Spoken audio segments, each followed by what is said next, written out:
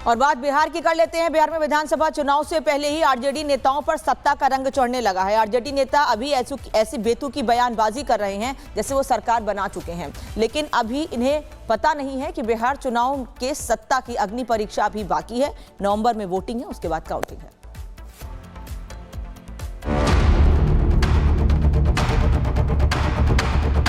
तेजस्वी यादव जी मुख्यमंत्री बनेंगे, सारे बिल फाड़ के फेंक दिए जाएंगे। बिहार में अभी चुनाव हुआ भी नहीं है, आरजेडी सत्ता में आए भी नहीं है, लेकिन आरजेडी नेताओं पर सत्ता का रंग चढ़ना शुरू हो गया है। गुंडागर्दी और जंगल राज के नक्शे कदम पर बयानबाजी भी शुरू हो गई है। पहले एक बार सुन लीजिए चुनाव प्रचार के दौरान ही आरजेडी नेताओं की भाषा कैसी है।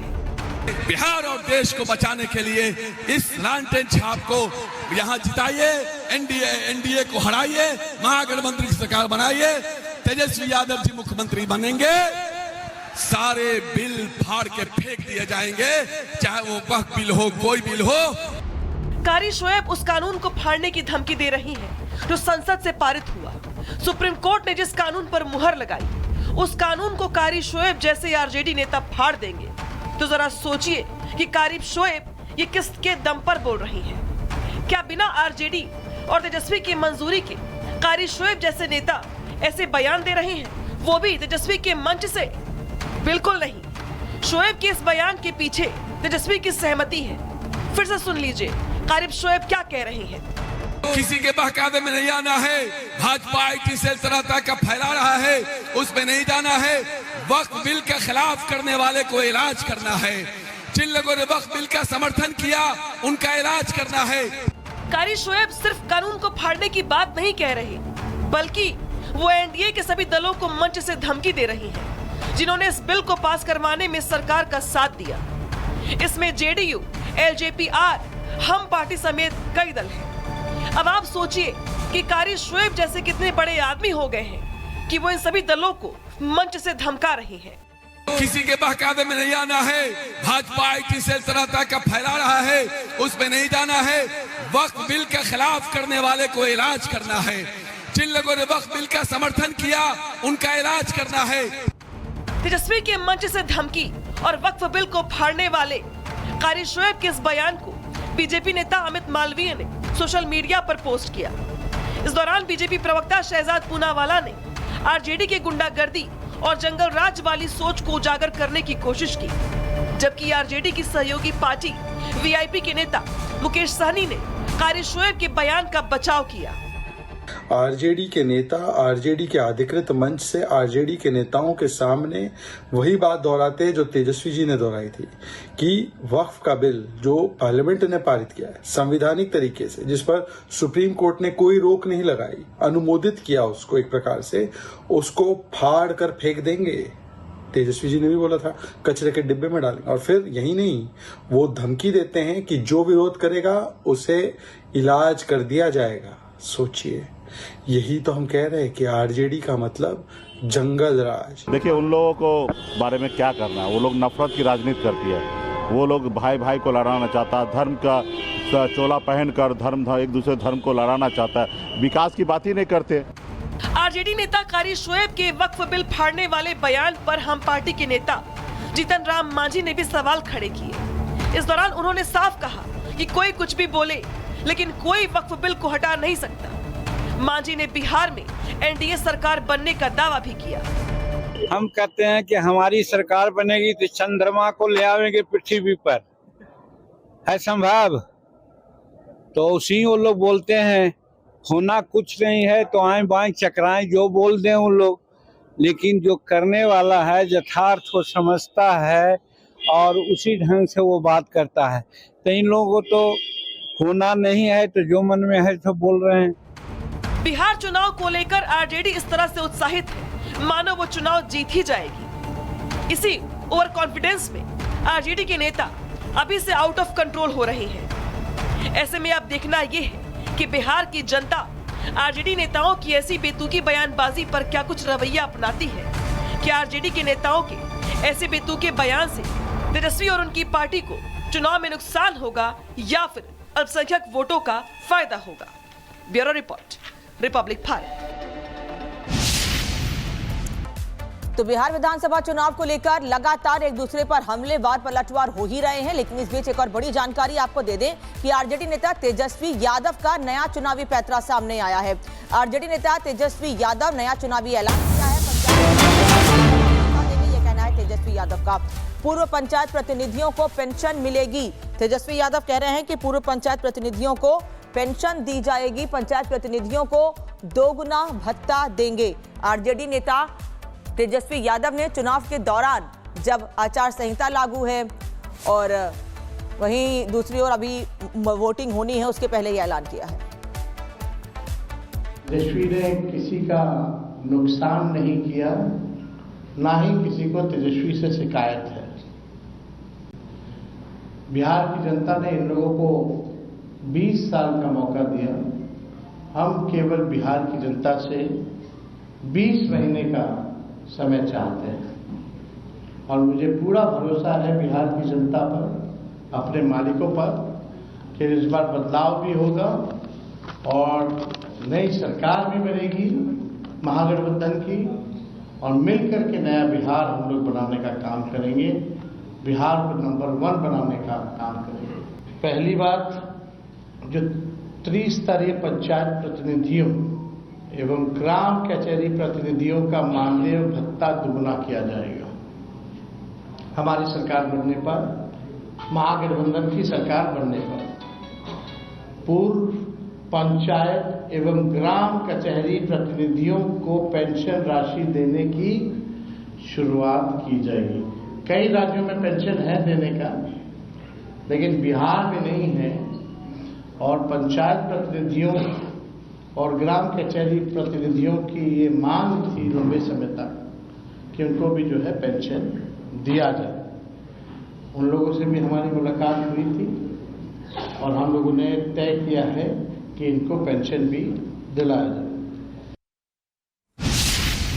और बात बिहार की कर लेते हैं। बिहार में विधानसभा चुनाव से पहले ही आरजेडी नेताओं पर सत्ता का रंग चढ़ने लगा है। आरजेडी नेता अभी ऐसी बेतुकी बयानबाजी कर रहे हैं जैसे वो सरकार बना चुके हैं, लेकिन अभी इन्हें पता नहीं है कि बिहार चुनाव के सत्ता की अग्नि परीक्षा अभी बाकी है। नवंबर में वोटिंग है, उसके बाद काउंटिंग है।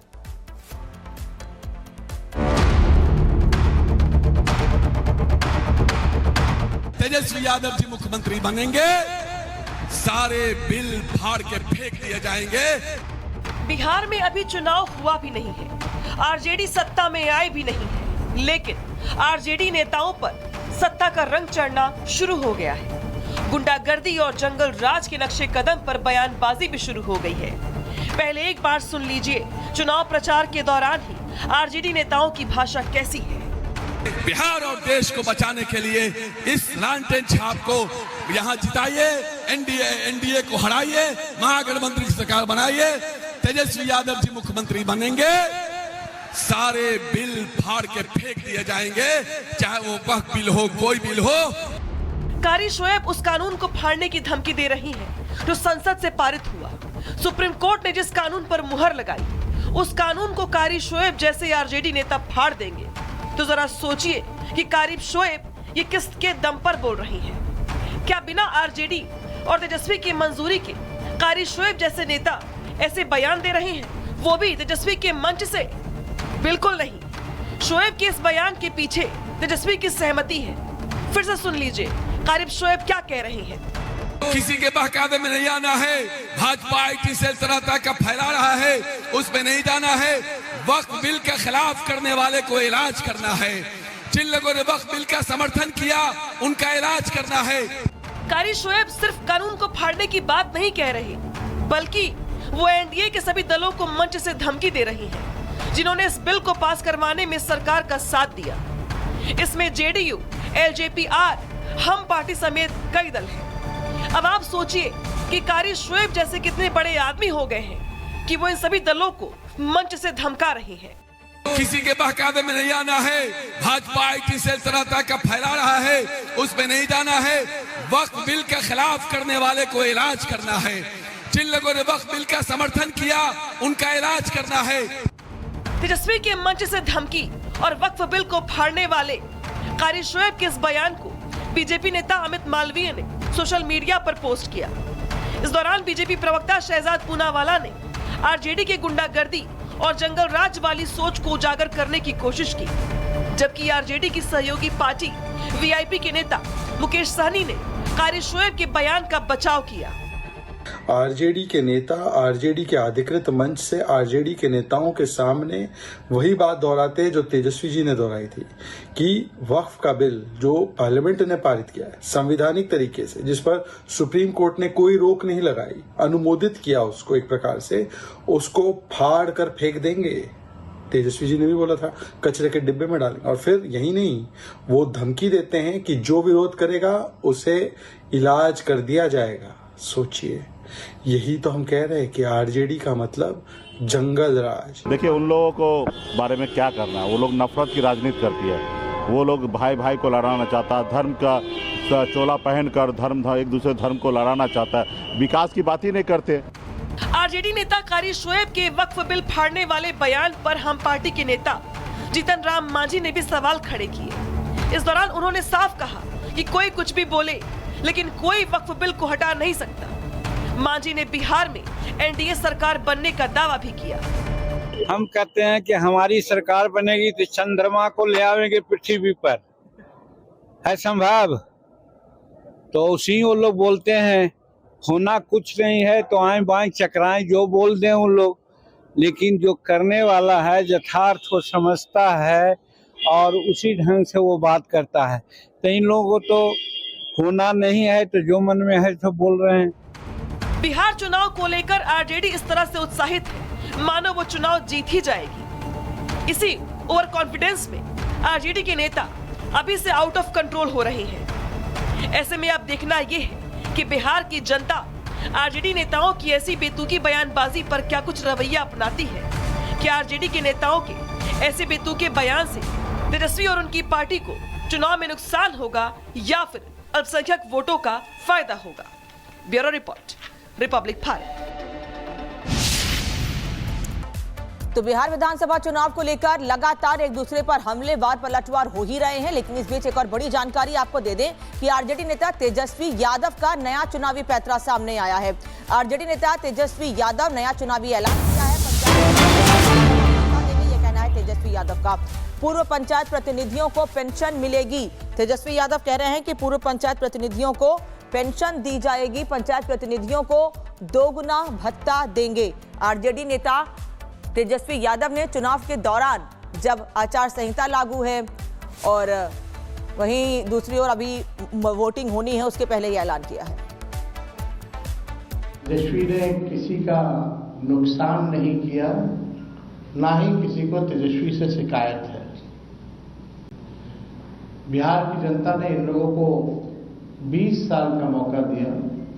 हम केवल बिहार की जनता से 20 महीने का समय चाहते हैं और मुझे पूरा भरोसा है बिहार की जनता पर, अपने मालिकों पर, कि इस बार बदलाव भी होगा और नई सरकार भी बनेगी महागठबंधन की, और मिलकर के नया बिहार हम लोग बनाने का काम करेंगे, बिहार को नंबर 1 बनाने का काम करेंगे।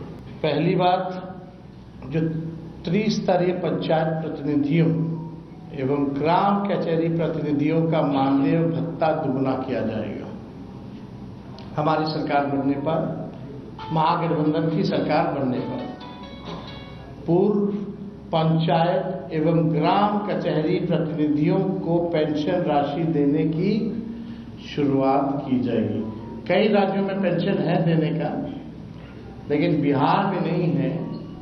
और पंचायत प्रतिनिधियों और ग्राम कचहरी प्रतिनिधियों की ये मांग थी लंबे समय तक कि उनको भी जो है पेंशन दिया जाए। उन लोगों से भी हमारी मुलाकात हुई थी और हम लोगों ने तय किया है कि इनको पेंशन भी दिलाया जाए।